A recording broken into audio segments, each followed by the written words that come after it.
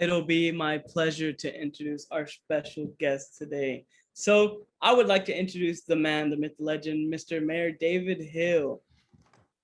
Hello, Mr. David Hill. I'm gonna read your bio real quick, okay? All So right. Mayor Hill and his wife, Mickey, moved to Waxahachie 14 years ago. And oops, he had actually 14 years ago to retire and enjoy time with his grandkids. He and Mickey attend First Baptist Church of Waxahachie. Mayor Hill is a member of the National Association of Home Builders and past president of Ellis County Home Builders Association. Mayor Hill is also a lifetime member of Houston Livestock Show and Rodeo. He served as president of the Rotary Club of Waxahachie during the centennial year in 2017. He was elected to the City Council of Waxahachie in 2014 and is currently serving his third term. He is also, of course, the mayor. It's an honor to welcome you to the summit, Mr. Mayor. Glad to be here. Hopefully we can have a good conversation today. Oh, I completely agree. So I'm going to start off with the Q&A with the first question, all right? All right. Before we get started, of course, we'd like to know a little bit about you. Tell us about yourself, why you decided to get involved with your local government, and what your efforts have been a part of as mayor of Waxahachie. I think my real reason for getting involved was as a builder, I felt like I could give some input to the city since we're going through a tremendous amount of growth currently. We're growing about 5 to 6% a year, which is pretty good size growth for North Central Texas. So I'd already worked. I'm a little bit older than you guys are, so I put in my time, and I had some free time. So I thought it'd be a good opportunity to maybe to get on the committee and work with the city. So that's kind of what got me started. But we also have 4 children that live here, 16 grandkids, and I think 7 or 8 great grandkids that live in the area. So I felt like I could contribute to the city. So that's why I did it. That's amazing. You have a big family. That's awesome. So Yes, we did. I just want to let you guys know that go ahead and in the Q&A box, if you guys have any question for Mr. Mayor, you can let us know in the Q&A box and I'll read them out for you guys. So another question that I have is, when you were a council member for Waxahachie, you were very supportive of smoke-free ordinances that had passed. Some council members in other cities and towns are not supportive of smoke-free ordinances at all. So please tell us why you were supportive of these ordinances. Well, I think there's 2 things why more cities aren't involved, and you mentioned it in one of your clips there, that it's big business. So cities depend on sales tax. So any entity that you try to eliminate, that impacts the financials of the city. So but I smoked when I was in my youth, but I quit in 1978.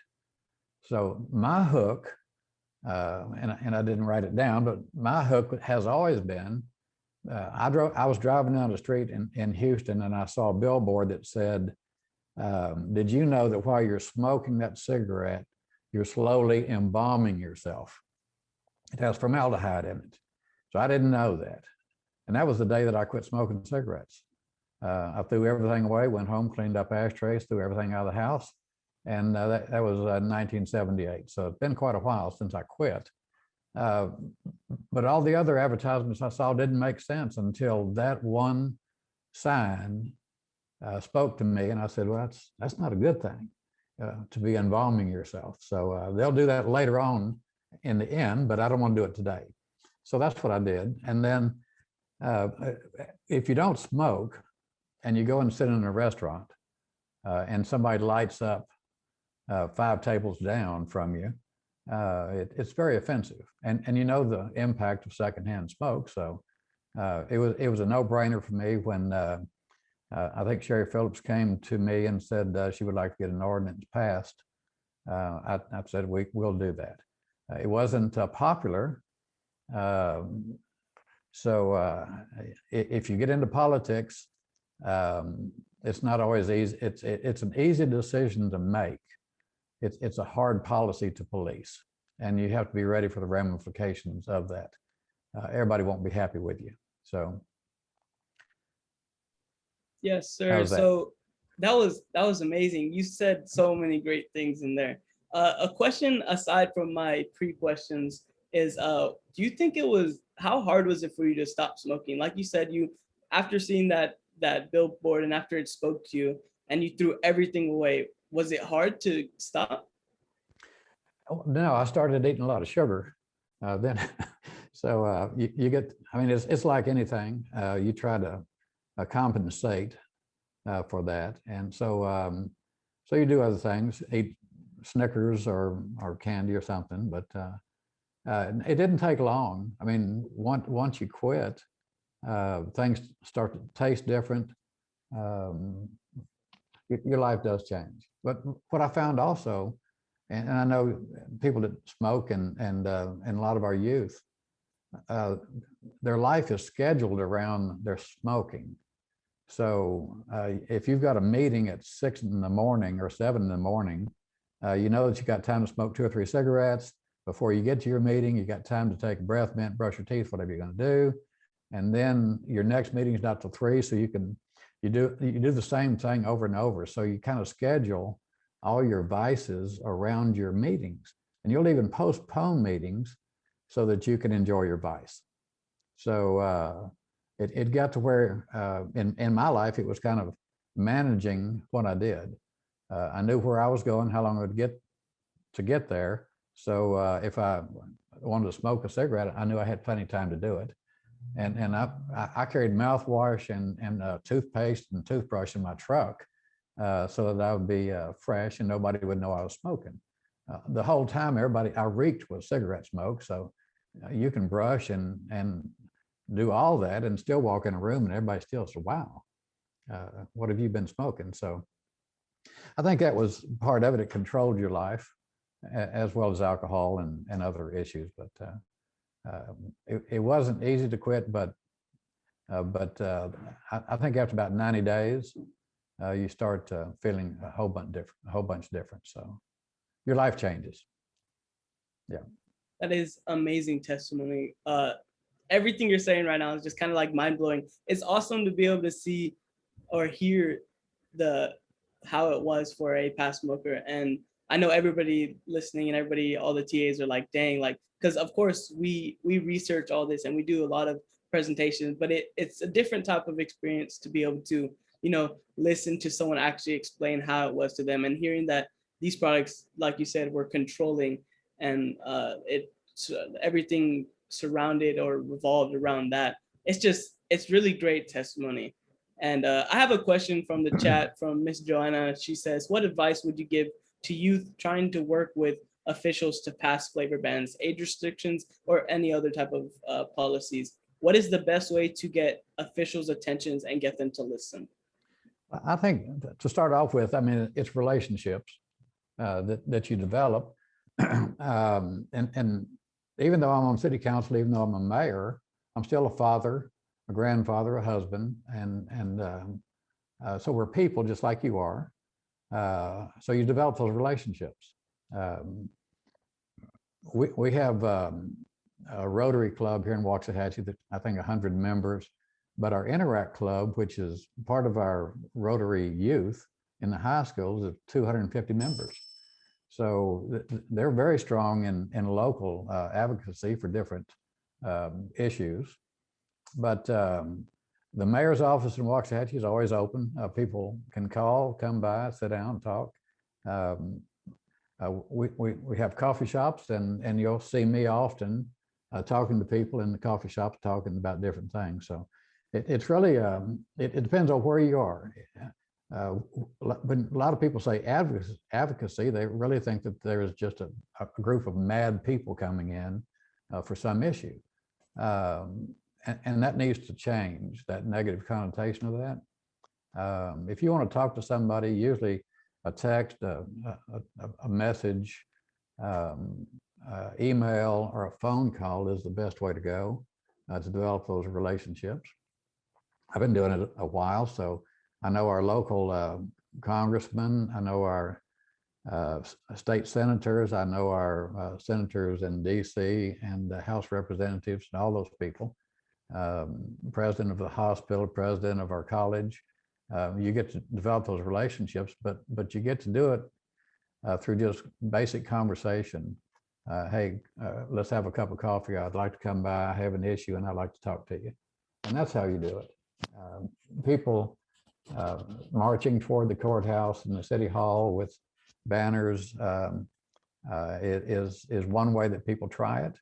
But most people just want to talk. So if you've got the time to sit down and talk with somebody, generally you'll come to some sort of a resolution or agreement. And so I encourage people, and especially what you're 17, 18 years old. You need to reach out to those elected officials, your city council members, your mayors, and just say, we'd like to come by and talk. And we've got an issue and we'd like to discuss it with you. You get an appointment, you go out and sit down face to face and look them right in the eye and say, here's our issues. And you'll be surprised how you're accepted. So that's my advice. That is very, very motivational. I know that just after listening to what you have to say, it makes me want to go talk to my mayor and be like, hey, what's up? How you doing? You know what I mean? So I know. Yeah, exactly. Yeah.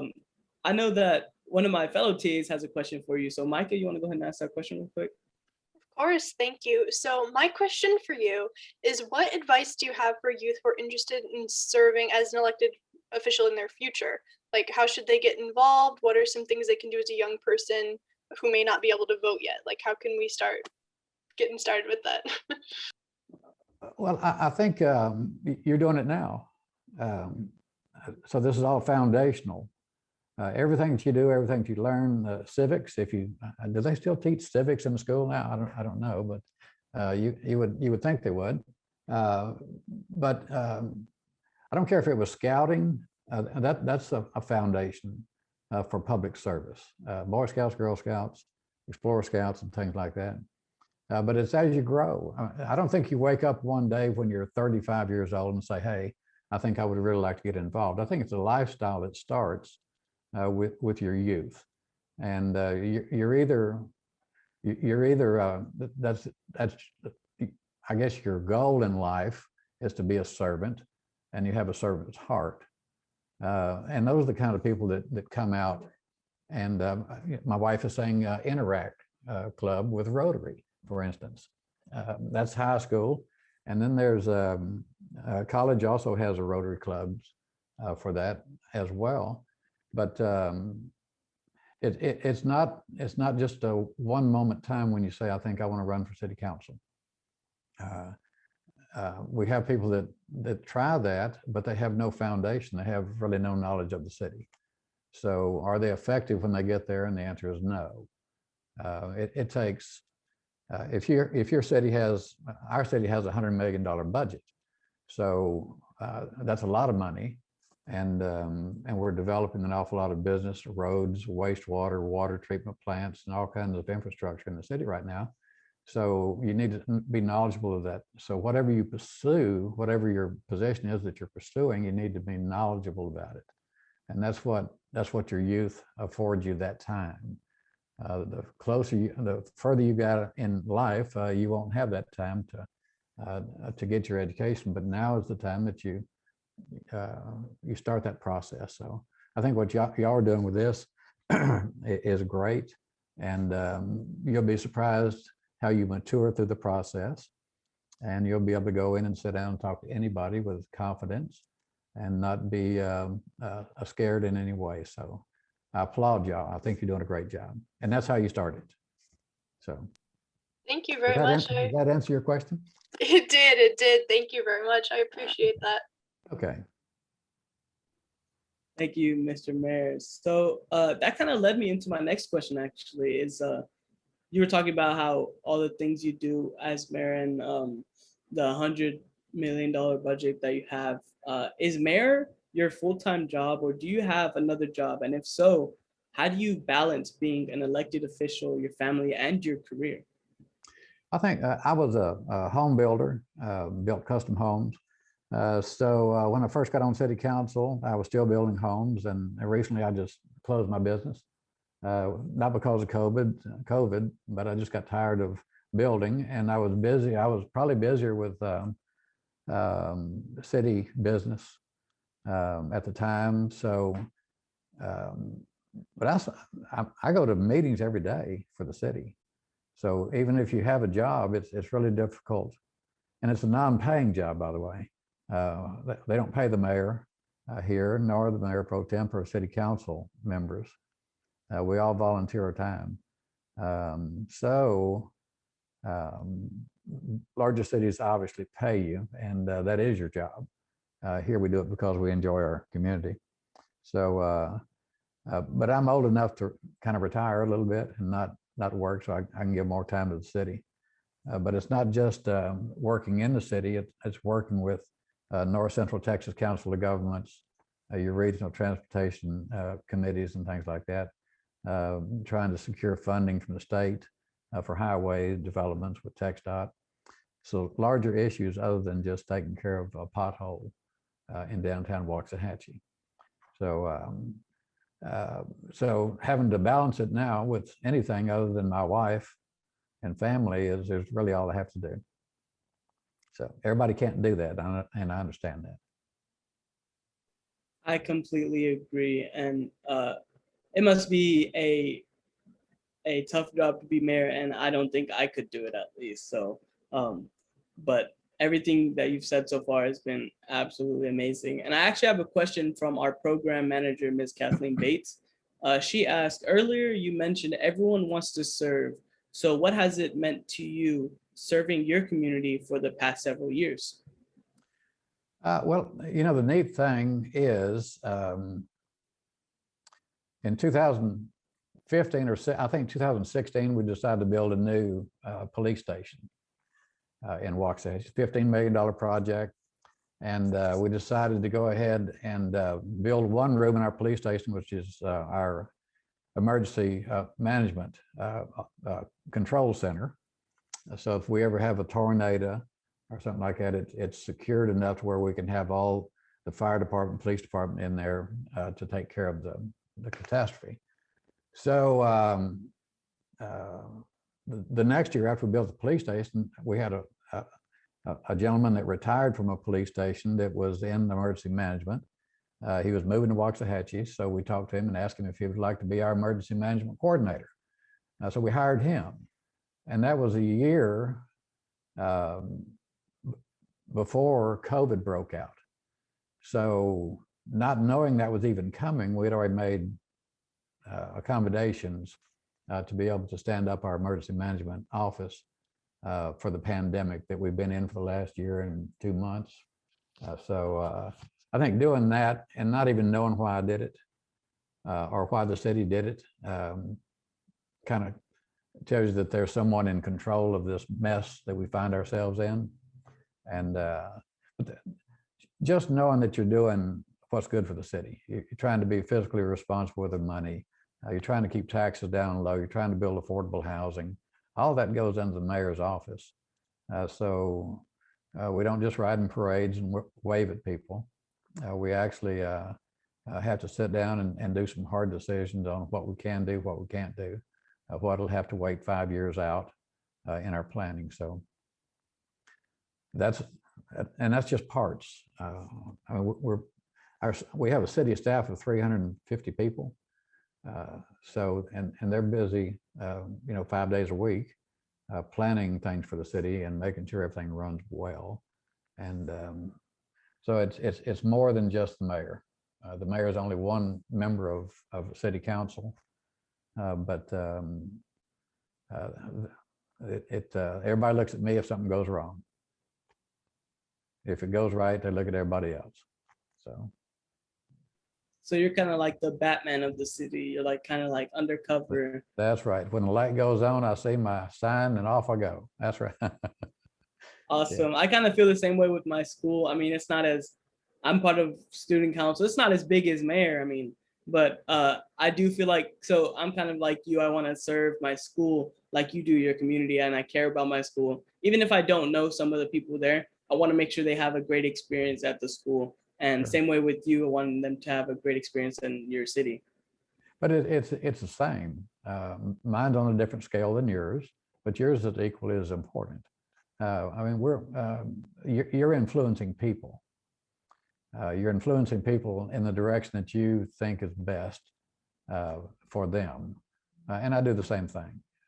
I've got 50,000 people, and you've got whatever's in your school, or whoever you impact. You don't know your impact. When you do podcasts and this, what we're doing right now, the people that are watching that are engaging in this forum are being impacted by whatever you say today. So it's far outreaching, and it's not just limited to your physical footprint. Awesome, awesome. I have a question from another TA actually. So Miss Maddie would like to ask you a question. Hi, Mayor Hill. Hello. I also did, I did have a question.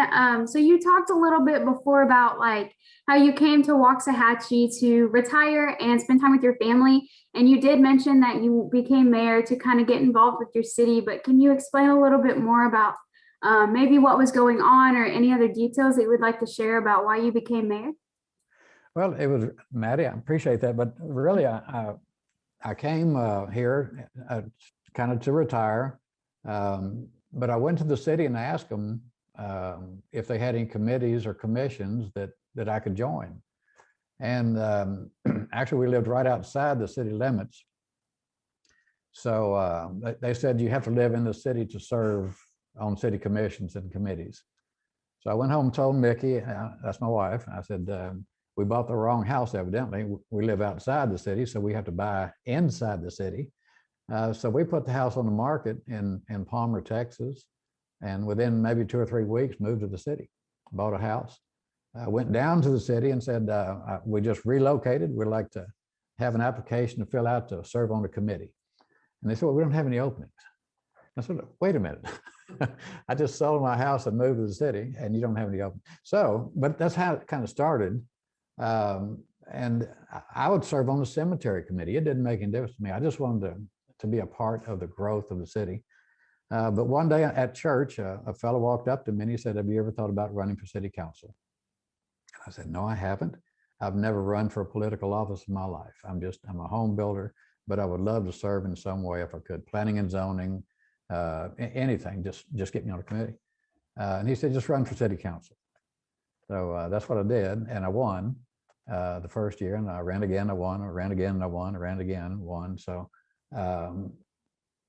but in our city council, we have home rule, which means the city council, the 5-member board elects the mayor. So that's how I got to be mayor. The other city council members voted for me to do that, and maybe because they didn't want the work to do. You never know why they put you out front. Maybe I'm a better target than other people or whatever, but that's how I got there. And I love it. I told my wife if I'd known it was this much fun, I would have got involved years ago, because you really get to listen to the people, and they come and they talk, and you have to be able to sit and listen. And with open meeting, not with open meetings, but state law, during public comments at a city hall meeting, we can't respond. We have to listen to what they say, and they get to say that whatever they want to say. And then they can just go sit down or leave, and we have to sit and take it. So you have to have a certain temperament. You can't get mad every time somebody offends you, because you'll be mad all day long. There's always somebody that doesn't like what you're doing. But if you really believe in your heart that that's the right direction to go, and when we talk about a majority and unanimous votes, we do that often. Most of our council are all on the same page as far as the direction the city's going in. So does that answer your question? Yes, sir, it does. I'm really glad to see how your mindset is so I love how you said, you know, if you were mad at everybody, or if you got mad every time somebody offended you, then you'd be mad all day long. I think that's a great mindset to have. And also somebody running their city, or, you know, town, whatever occupation it is, just to have that mindset and also to love what they're doing just as much as you do is a really great thing. So thank you. Thank you.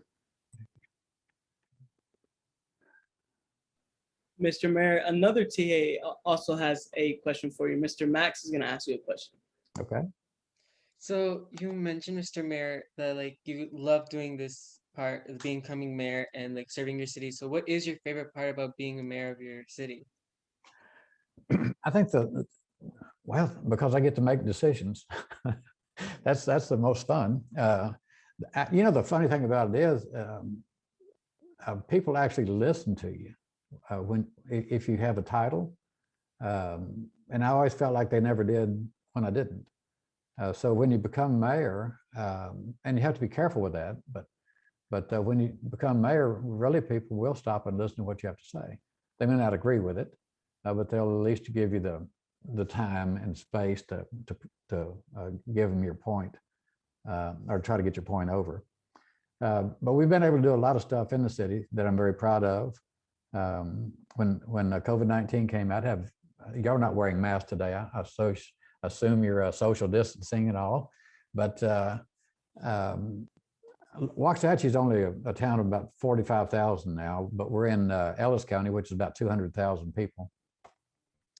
So our nearest hub to get a vaccine was in Tarrant County, which is Fort Worth, or you'd have to go to Dallas to get a vaccine, but we didn't have one here. So we're a county of 200,000 people. So we started asking the state, Texas Department of Emergency Management, and the CDC, if we could have a hub in Waxahachie. So it took a lot of phone calls to a lot of people with more authority than we have, but they finally decided we could have a hub here in Waxahachie. So Baylor Scott and White, as well as a couple of other mayors in Ellis County, helped with the program, and we got Baylor, our senior center here in Waxahachie, set up to do vaccines. So we've been doing it for about 12, 13 weeks, and we've vaccinated probably 70, 80,000 people in our community. We wouldn't have been able to do that had not someone said we need to. And I was a part of that and able to help get that together. So when you're able to do stuff like that, and you get nothing out of it, all you get is people getting their first and second shots. And when they're leaving the place, they say thank you for getting a local vaccine here, so we didn't have to wait in line 3 or 4 hours in Dallas. So it's small things like that that make the job worth paying the price to do. So proud of that one deal. So how's that? That's just amazing that you're able to accomplish that. Like, I'm just in shock that you're able to, and that so many people vaccinated as well. I'm impressed. Like, I always admire the mayors in every city because it's a lot of hard work, and just hearing how like some of them like really doing the big projects, but like you really like the small little things, which I admire that a lot in people. If they don't really pay attention to the big, but they pay attention to the small stuff. Yeah. Thank you. So from selling your house to becoming the mayor of Waxahachie, you've had to talk to a lot of people, and especially in your community. What is the way that we can help the youth understand that local officials like you are just regular people that work with people and that want to talk to the youth and other people in their community? Well, I'm not sure where the divide has come from, where the youth is not able to talk. Do you have a grandparent or a mother or a father? I sure do. Yeah, and you talk to them, and I'm sure you do. So I don't, and we're not any different.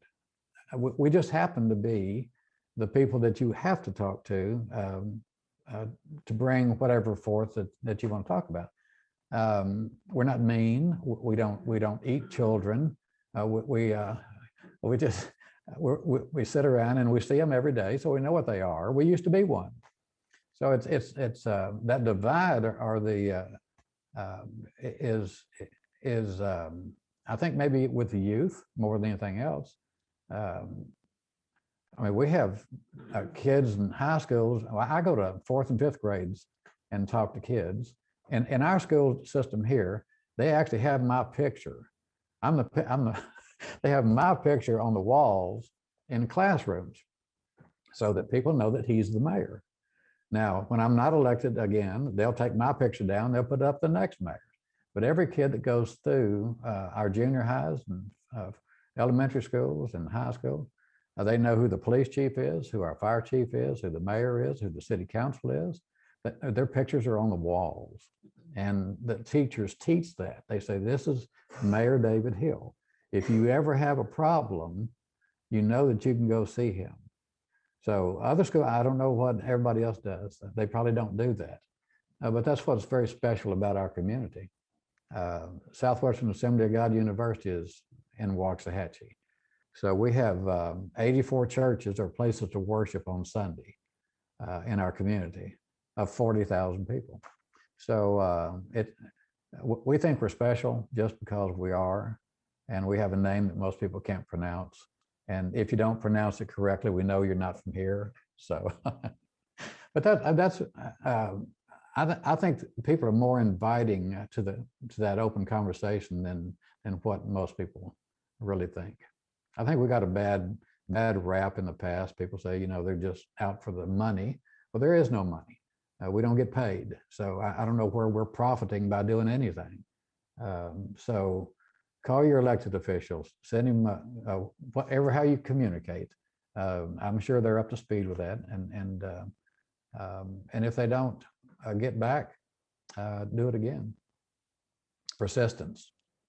So don't think because they don't call you back the first time, they don't like you. Okay. If they're doing like me, they're going 24 hours a day, and but they'll get back around and they'll get a hold of you, and that's how it's just, you just have to keep knocking on the door, and if you do that, you'll get an answer. Amazing, amazing. I bet when you're out grocery shopping, they're like some 5-year-old or young person comes out, hey, look, it's Mr. Mayor. Oh, that must be a great feeling. Yeah, I go to HEB and I'll buy green bananas. Before I can get checked out, they're already yellow. So you'll stay in the grocery store quite a while talking to people. But it is neat. I've had little kids walk up and say, that's our mayor. And they're 5 or 6 years old, but they already know that it's okay to come and talk to me. And so I'm not a bad guy. And we do that with our police, our community policing, all that stuff. I mean, we make that it's a priority to make sure that our community knows who their elected officials are. So y'all should try that. Are you down in Corpus Christi? Yes, sir, I am. You going to Ray High? Is Ray still there? Ray High School? Ray High School is still there. Okay, that's where my wife graduated from way back in 67, maybe. 1967, not 1867, but 1967. So yeah, great. Awesome. Mr. Mayor, also known as Batman of Waxahachie, we have one more question for you before we move on. And it is always my favorite question because it's awesome to hear the answers. So in all the years that you have been a public servant to Waxahachie, what has been your favorite accomplishment and why? Wow. Well, the hub was the greatest, I think. But, you know, everything that we do is just because we do it. I told a story and I always tell the same story. In politics, you have 2 types of politicians. You have a show pony, which if you've been to the livestock show and rodeo, they just bring them out to show people. And they put them back in the trailer and they take them back to the ranch. They don't do anything. They serve no purpose. They just take a picture of them. And I always thought I was a mule. A mule, just you tie him onto a load and he pulls the load. He's not there for the photo ops. He's not there for a ribbon or a trophy or any recognition. Actually, all he knows is that I've got a load behind me and I need to pull it as best I can. So everything we do, economic development, I mean, we bring businesses, we have people moving in, we have all kinds of things going on. All those are things that I've participated in. And if I want to make a list of accomplishments, we could do that. But it's all part and parcel of the job. If you're the mayor, the whole city, every person in it is part of your responsibility. So whether it's lifestyle, parks, recreation, if it's businesses and grocery stores, development, building new homes, industry, providing water and sewer and services, all it's just part of the job. So, and splash parks, yeah, we do stuff like that, and parks being rebuilt and new amenities put in. But that's all part of the job of being a mayor or a city council or administrator for a city. So we don't, when we do things, we don't say, well, that was a good one, wasn't it? Let me say, does anybody really, we're not out with just to see if we're getting approval. We just know that has to be done. So some people think they need to be on TV and they'll do a video and put it on TikTok or whatever, to be seen. And I rather just get it done and then encourage other people to do the same thing. So we've done a lot in the city, but you'll have to come here and experience it.